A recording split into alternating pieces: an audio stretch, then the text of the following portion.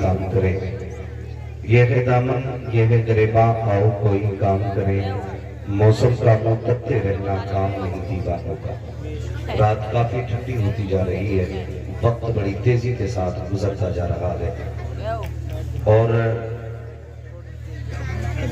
جو لوگ کھڑے ہیں نا ان سے میرا ایک مشورہ ہے ان کے لیے، مرضی ہے آپ کی بیٹھ کے سنیں یا کھڑے ہو کے سنیں، میں تو کبھی کسی سے کہتے ہی نہیں بھئی کہ آگے آ جاؤ یا بیٹھ جاؤ، لوگ بھی بڑے اچھے نہ کہہ دو ادھر آ جا تو ادھر چلے جاتے ہیں، ہاں تو مگر میں فکر نہیں کرتا کسی کے آنے اور نہ آنے کی، میرا اپنا ایک اصول ہے اور میرا عقیدہ بھی یہ ہے کہ محبوب کی محفل کو محبوب سجاتے ہیں، آتے ہیں وہی جن کو سرکار بلاتے ہیں، جو بولے اس کی مرضی اور جو نہ بولے اس کی مرضی، اپنا کوئی فرق ہی نہیں پڑتا، نہ یہ فکر ہے کہ کوئی سبحان اللہ کہے گا، نہ یہ مطلب ہے کوئی نعرہ لگائے گا، کیوں کہ بندہ سبحان اللہ تب کہتا ہے جب کوئی بات دل پہ جا کے لگتی ہے اور دل مچلتا ہے نا تو اس کی جو صدا ہوتی ہے وہ سبحان اللہ ہوا۔ یہ ہمارے حکیم صاحب ہیں، یہ شاید انہوں نے میری نبض پکڑ لی اور یہ پہلے نام دے کے جا رہے ہیں، اللہ سلامت رکھے۔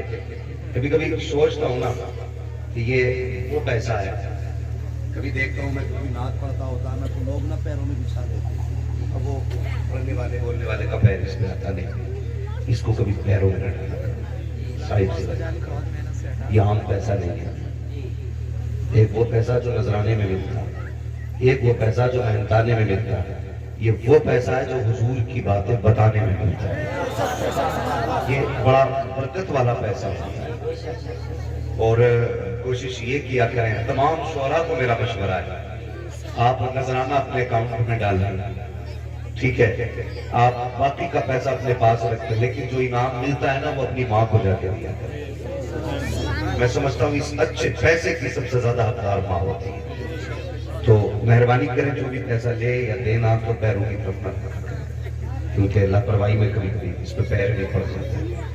اللہ آپ کو سلامت رکھے، اللہ کا شکر ہے، اس کا احسان ہے، اس نے مجھے اور آپ کو انسان بنایا ہے، وہ چاہتا تو جانور بنا دیتا، پتھر بنا دیتا، پیڑ بنا دیتا، جو چاہتا بنا دیتا، اگر وہ چاہتا تو کوئی بنا دیتا، لیکن اس کا احسان ہے، اس نے مجھے اور آپ کو انسان بنایا،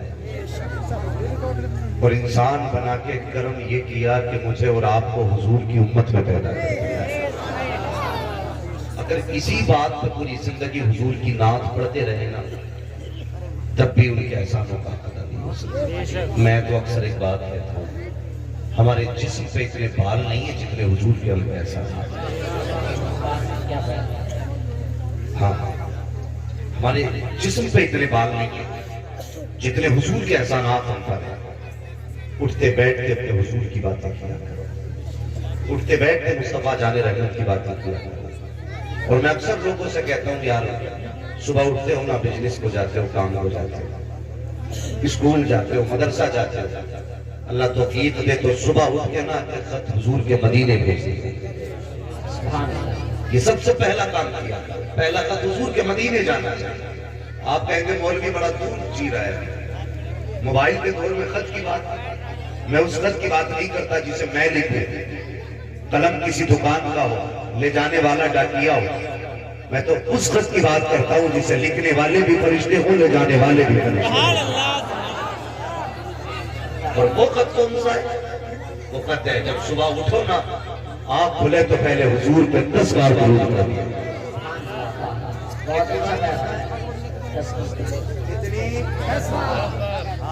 بس کوئی یہ سوچ کے نہ بیٹھے مولوی بڑا نام والا آیا ہے، آج کرسی توڑ کے جائے گا، مائک پھینک کے جائے گا، یہ سوچ کے بیٹھے ہو تو گھر چلے جائیں، اپنا ایسا کوئی مسئلہ نہیں ہے، اپنا تو صرف ایک مسئلہ ہے، میں آئینہ کو دکھاؤں گا داغ چہرے کے، جسے خراب لگے سامنے سے،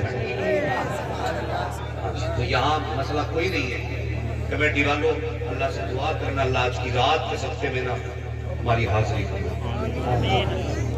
کامیابی یہ نہیں ہے جلسہ 4 بجے تک چلے، کامیابی یہ نہیں ہے لوگ کھڑے ہو کے نعرے لگائیں، کامیابی یہ ہے اللہ قیامت میں یہ کہہ دے کہاں گئے اس رات والے لوگ اٹھے، جب دنیا ٹھنڈ میں لحاظ میں لیٹی تھی تم میرے محبوب کی باتیں کر رہے ہیں. یہ سب سے بڑی کامیابی ہے, یہ سب سے بڑی کامیابی ہے. اللہ کو سلامت رکھے. تو کیا کرنا صبح اٹھ کے؟ ہر بندہ پڑھے. اور حضور ہم سے اتنا پیار کرتے, تھوڑا ہی کوٹ کم کرو بھائی سے, جو ریپیٹ ہے نا حضور ہم سے اتنا پیار کرتے ہیں. علماء سے آپ پوچھیے کہ آپ ناپاک میں تو قرآن نہیں پڑھ سکتے, نماز نہیں پڑھ سکتے ہے نہیں, لیکن اگر آپ ناپاک بھی ہیں نا تو حضور پہ درود پڑھ سکتے ہیں. تو صبح اٹھیں گے سب سے پہلے کم سے کم 10 بار اپنے حضور پہ درود پڑھیں. روز حضور کو صبح شام سلام بھیجو. آپ نے دیکھا ہوگا نا, میں گزارش کروں گا ماں بہنوں سے, جب تمہارے بچے اسکول کے لیے تیار بیٹھے ہوں یا مدرسے کے لیے ڈریس پہن کے جوتا پہن کے بچہ بیٹھا ہے نا, تو اس سے کہنا بیٹے تو ٹیبل پہ بیٹھ, میں ناشتہ لے کے آتی ہوں. جب تک میں ناشتہ بناؤں تو میرے حضور پہ درود پڑھنا شروع کریں. میں اکثر کہتا ہوں اپنے بچوں کو حضور سے جوڑیں, بچوں کو حضور سے جوڑیں, اس لیے کہ جب بچے حضور سے جڑیں گے نا, آج کے بچے میں کل اسلام کا مستقبل بنیں گے.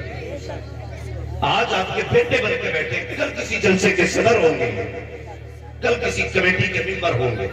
اس لیے اپنے بچوں کو بچپن سے حضور کا عشق پلاؤ, حضور کا عاشق بناؤ بچوں کو, یہ ضروری ہے.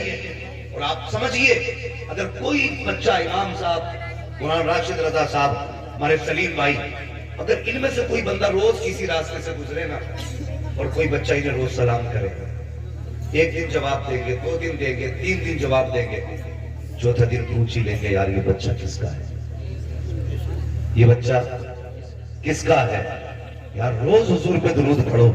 کسی دن تو آقا پوچھیں گے کہ بچہ کس کا ہے جس نے درود پڑھا. اگر حضور نے اتنا پوچھ لیا نا کہ کس کا بچہ ہے, بس حضور کے ہونٹوں پہ نام آنے کی دیر ہے, یہاں بھی کام بن جائے گا, وہاں بھی کام بن جائے گا. حیرت ہوتی ہے, آج ہماری ماں بہنیں کہتی ہیں مفتی صاحب میرے بچے کو سنو تو کتنا ذہین ہے. ہم کہتے ہیں کتنا ذہین ہے, کھڑا کر دیتے ہیں سامنے کہ دیکھو بیٹے سنا نا, بچہ کھڑا ہوتا ہے کہتا ہے ٹنکر ٹنکر لٹل اسٹار. اماں کہتی ہے دیکھا کتنا ذہین ہے بچہ. ہم نے 7 سال میں بچے کو کتا بلا پڑھایا, کیا کہ اچھا ہوتا اپنے بچوں کو مصطفیٰ کی دی ہوئی نام پڑھائی ہوتا, سبحان اللہ سبحان اللہ, آقا کا درود سکھایا ہوتا. ہم انگریزی پہ اتنا فخر کرتے کہ میرے بچے کو انگلش فرفر آتی ہے. بتا انگریزوں کی بھاشا تو سکھا کے فخر کرتا ہے, تو نے اپنے بچوں کو وہ زبان نہیں سکھائی جو خدا نے اپنے محبوب کو عطا کی تھی. عربی سکھائی کبھی بچوں کو؟ کبھی نہیں. ہماری تو تعریف کا بھی طریقہ الگ ہوتا ہے. ماں بچے کو 10 روپے دے کے کہتی بیٹے دکان سے دھنیا لا.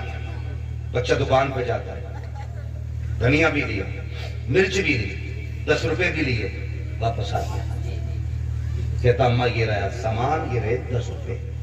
اماں دیکھ کے کہتی بیٹے میں نے تو پیسے دیے تھے سودے کے لیے. کہا اماں میں تو سودا بھی لے آیا, پیسے بھی لے آیا. ماں کہتی ہے دیکھو میرا پپو کتنا ہوشیار ہے, 10 روپے دیے تھے, کسی کا نام ہو تو برا نہ ماننا, بس سمجھانا چاہتا تھا. کہتی کتنا ہوشیار ہے میرا بیٹا, 10 روپے بھی لے آیا, سودا بھی لے آیا.